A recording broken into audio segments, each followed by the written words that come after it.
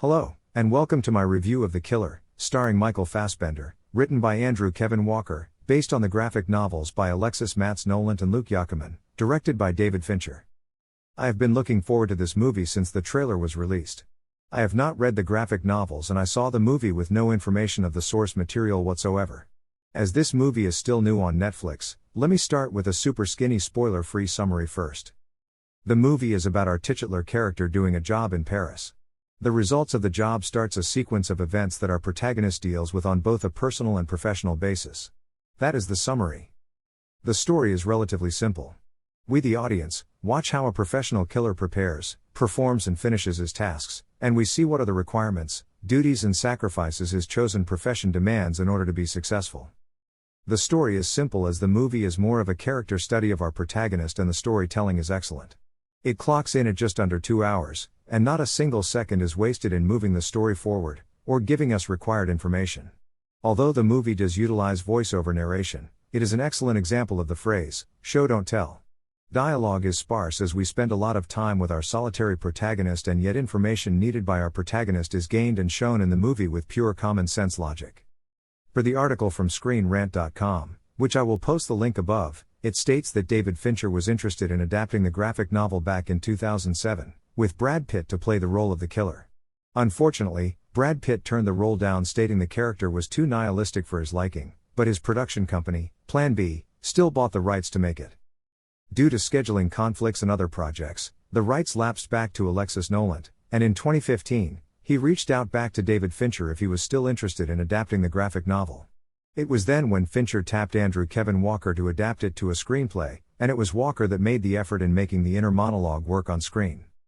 As I do not want to give away anything in the movie, I will give the spoiler warning from here on out. So if you have not watched the movie yet, here is my grade for it now. Nice! Given that role was Brad Pitt's for the taking back before the screenplay was written, not only do I think we would have gotten a different take on the killer, but the movie would have been different, perhaps highlighting other aspects of the source material that were omitted in this iteration. That is not to say it would have been bad or been worse than the movie we got. Only that it would have been different. Given the nihilistic nature in the character, both Walker and Fincher did feel it needed to be front and center on display. Of course, Michael Fassbender is an excellent actor, and his casting is spot on for the role. As like the graphic novel, the character's facial expression is blank and heartless, which I find is a total juxtaposition of John Woo's The Killer where he is filled with emotion and a big heart. As I stated, this movie does an excellent job of showing rather than telling. As important a tenet of storytelling this is, time after time, this is tossed aside and ignored for the sake of keeping an overly frenetic ADHD pacing, or because the writers are too stupid and painted themselves into a corner with no idea how to unfuck themselves. Then how are you here right now?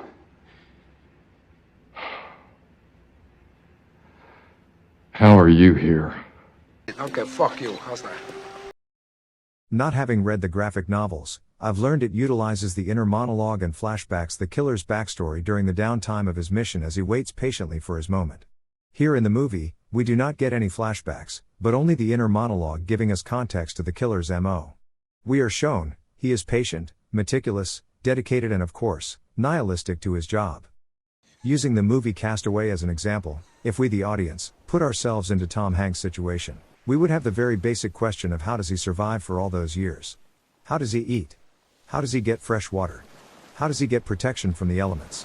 These are basic questions that we would need answers to believe that Tom Hanks could survive for all those years stranded on a deserted island. Like Castaway, the killer answers the basic questions we need to know for him to find the people he's looking for and have access to them on a personal and private setting. Even watching the short and quick opening credits show us a montage of the methods the killer has employed on killing his targets. Not only is he proficient with firearms, but he knows about explosives, poisons, melee weapons, and even deadly animals and booby traps. When his job turns tits up and he escapes his location, it's shown that his route is planned and calculated in advance, and even when he needed to make a change due to his own paranoia, we are shown he is on full alert mode.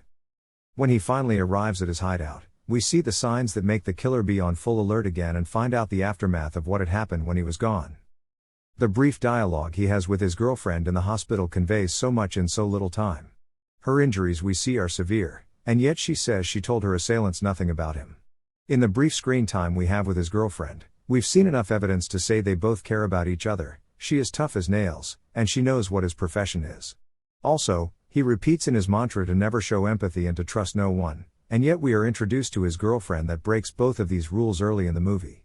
Clearly it was done on purpose that makes us question how dedicated the killer truly is. Okay.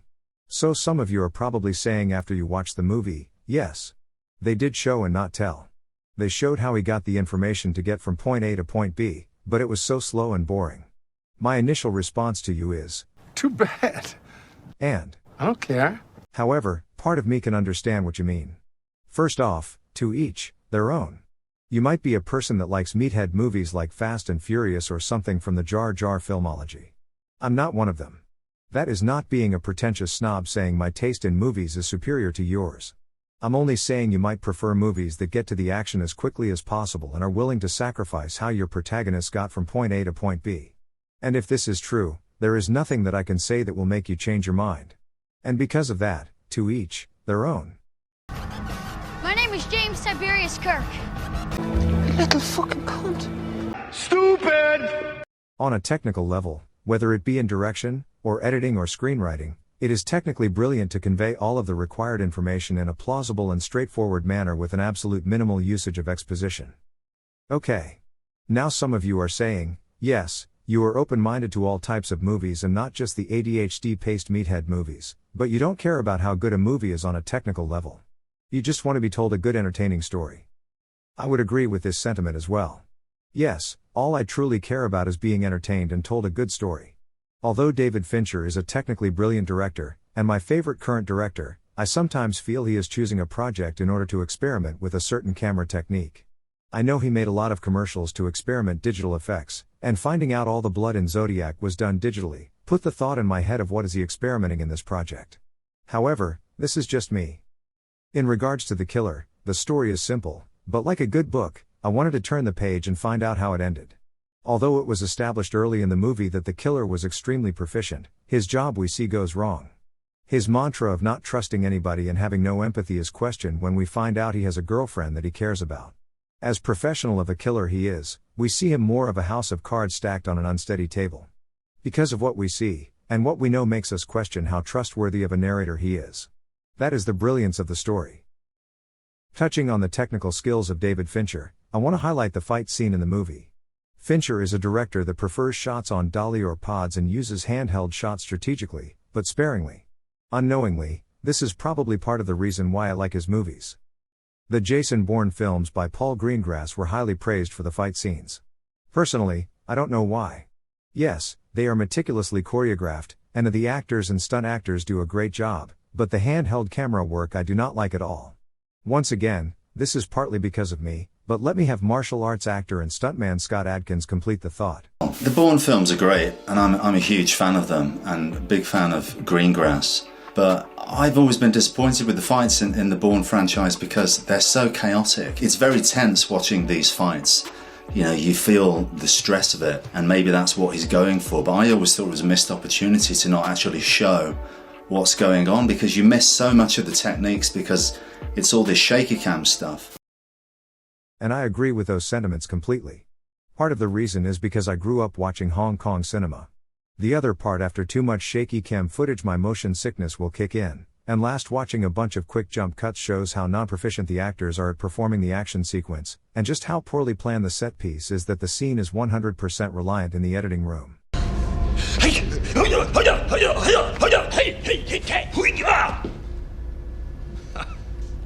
Pathetic.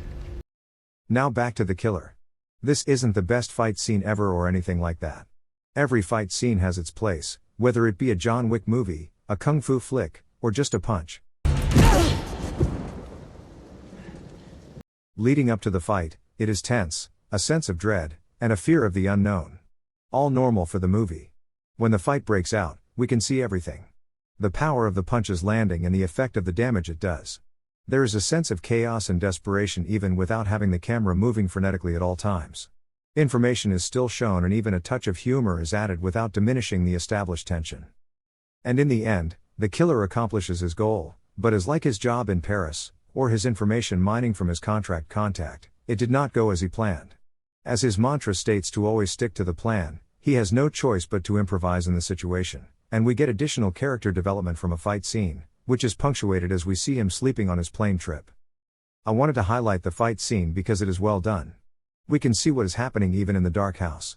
The power of the punches are seen and felt. Chaos and desperation creep into the killer's mind, but we still see the level-headed discipline of his profession kick in. Of course, the fight is still highly stylized, but efficiently done. The one thing I thought was over the top was when the pit bull ran through the glass, but at least it was amusing. Finally, let me mention two other things. First, Tilda Swinton. She is a wonderful actor that I always enjoy watching. Her role in this movie was basically a cameo, but like her other movies, she is splendid in her short time on screen. Even when she was whitewash casted as the Ancient One in Doctor Strange to satisfy an Eastern government, I had no issues as she owned it to make it fit her. Although this role is very straightforward, her range of acting is as wide as a trawler's fishing net. I would recommend watching her other films as well. The other is Trent Reznor and Atticus Ross. He has been David Fincher's music man since The Social Network, and his music is uniquely him. Yes, the 9-inch nails is in the music, but it is subtle, and I have enjoyed his scores ever since. Pixar's Soul wasn't a very good movie, but his score was a highlight. I didn't watch Watchmen miniseries, because, you know why, but I heard the music was good. I can believe that. And that will do it for this review. The Killer is an excellent movie.